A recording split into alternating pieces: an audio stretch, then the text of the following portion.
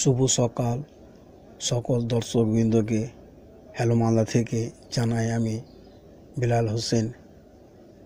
সংবাদে যাওয়ার আগে আপনাদের কাছে বিশেষ একটি ছোট্ট অনুরোধ যে আপনারা আমাদের এই হ্যালো মালদা চ্যানেলটি সাবস্ক্রাইব করবেন এবং পাশে থাকা বেল ঘন্টাটি অন করবেন এবং লাইক শেয়ার কমেন্ট করতে ভুলবেন না। আসছি সংবাদে। ভাতার কাছে ইজ্জত বেচবেন না, সন্দেশখালির প্রসঙ্গ উঠতেই চোখে জল শুভেন্দুর। দেশ জুড়ে চলেছে লোকসভা নির্বাচনের শেষ মুহূর্তের প্রস্তুতি পর্ব। হাতে মাত্র আর কয়েকটা দিন, তারপরেই শুরু হবে নির্বাচন। শাসক বিরোধী সকলে এখন শেষ মুহূর্তে প্রচারে ব্যস্ত। বাংলাতেও উঠেছে নির্বাচনী প্রচারের ঝড়। জেলায় জেলায় নেতা কর্মীদের সাথে চলছে বৈঠক। অন্যদিকে রাজ্যে এসে একের পর এক সভা করছেন প্রধানমন্ত্রী নরেন্দ্র মোদী। এই যেমন সর্দায় কোচবিহারে নাটাবাড়িতে বিজয় সংকল্প সভায় উপস্থিত হয়ে নিজের পুরানো দলকে একটার পর একটা তোপ দাগলেন শুভেন্দু অধিকারী। সভা মঞ্চে উঠে এলো সন্দেশখালির কথাও। নির্যাতিতা মহিলাদের প্রসঙ্গে উঠতেই ভাবুক হয়ে উঠলেন বিরোধী দলনেতা। থেকে চোখ মুছতে দেখা গেল তাকে। উল্লেখযোগ্য যে লোকসভা নির্বাচনকে সামনে রেখে এর আগেও একাধিক সভা করেছেন শুভেন্দু অধিকারী। রাজ্য স্তরে বিজেপি নেতৃত্বে পাশাপাশি কেন্দ্রীয় স্তরে নেতা মন্ত্রীরাও অংশ নিয়েছেন এইসব সভায়। গত বুধবারও বিজেপির সেই বিজয় সংকল্প সভায় উপস্থিত হয়েছিলেন শুভেন্দু অধিকারী। সেদিনও একটার পর একটা তোপ দেখেছেন রাজ্যের শাসক দলকে। আসছি পরের সংবাদ নিয়ে। দুর্নীতি মামলায় ফের অ্যাকশনে ইডি, বাজেয়াপ্ত কয়েকশো কোটি সম্পত্তি হইচই বাংলায়। রেশন দুর্নীতি মামলায় এবার বড় পদক্ষেপ গ্রহণ করল এনফোর্সমেন্ট ডিরেক্টরেট তথা ইডি। এই প্রসঙ্গে প্রাপ্ত তথ্য অনুযায়ী জানা গিয়েছে যে ইডির তরফে পশ্চিমবঙ্গের প্রাক্তন খাদ্যমন্ত্রী জ্যোতিপ্রিয় মল্লিক সহ আরও 2 জনের মোট 150 কোটি টাকার সম্পত্তি বাজেয়াপ্ত করা হয়েছে। বাকি 2 জন হলেন জ্যোতিপ্রিয় মল্লিকের সহযোগী বাকিবুর রহমান ও তৃণমূল নেতা শঙ্কর আচার্য।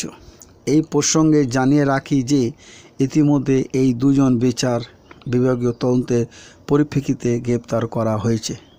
এদিকে জানা গিয়েছে যে এই বাজেয়াপ্ত সম্পত্তির মধ্যে বিভিন্ন ব্যক্তি এবং সংস্থার 48টি সম্পত্তি রয়েছে, যেগুলোর মধ্যে জ্যোতিপ্রিয়র সল্টলেকের বাড়িসহ তার ঘনিষ্ঠদের নামে আরও বেশ কিছু বেনামি সম্পত্তি এবং কলকাতা ও বেঙ্গালুরুতে রহমানের মালিকানাধীন 2টি হোটেল সহ বিভিন্ন ব্যাংকে ফিক্সড ডিপোজিট সামিল রয়েছে।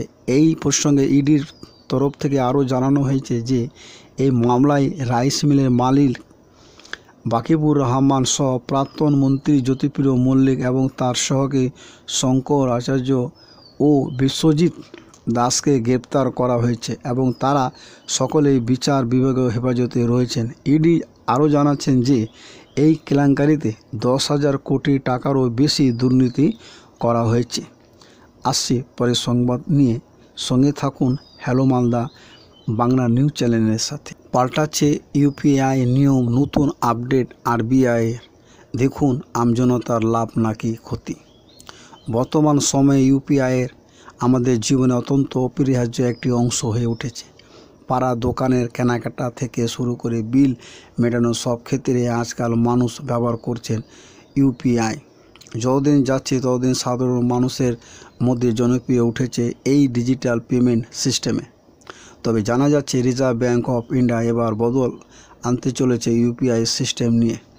বিগত কয়েক বছর ইউপিআই অত্যন্ত গুরুত্বপূর্ণ হয়ে উঠেছে আমাদের জীবনে, আর তার সাথে গুরুত্ব বেড়েছে পেমেন্ট ওয়ালেটগুলোর এবং অ্যামাজনের মতো পেমেন্ট অ্যাপগুলি গুরুত্বপূর্ণ ভূমিকা পালন করে রয়েছে। ওয়ালেটগুলির লিমিটেডের ব্যাপারে অভিযোগ করেছেন বহু ব্যবহারকারী। এতদিন ওয়েব বা মোবাইল অ্যাপ্লিকেশনের মাধ্যমে এই ওয়ালেটে টাকা ব্যবহার করা যেত। ইউপিআই লেনদেন করতে তবে জানা যাচ্ছে এবার থেকে থার্ড পার্টি অ্যাপ্লিকেশনের মাধ্যমে ইউপিআই ব্যবহারকারীরা খরচ করতে পারবেন তাদের ওয়ালেটের টাকা। আসছি পরের সংবাদ নিয়ে। বৃষ্টি, হাওয়া, ভয়ঙ্কর দুর্যোগ নিয়ে নয়া সতর্কতা জারি দক্ষিণবঙ্গে আবহাওয়া দপ্তরের। চৈত্র প্রায় শেষ, সামনে পয়লা বৈশাখ, আর বৈশাখ মাস মানে তুমুল গরম।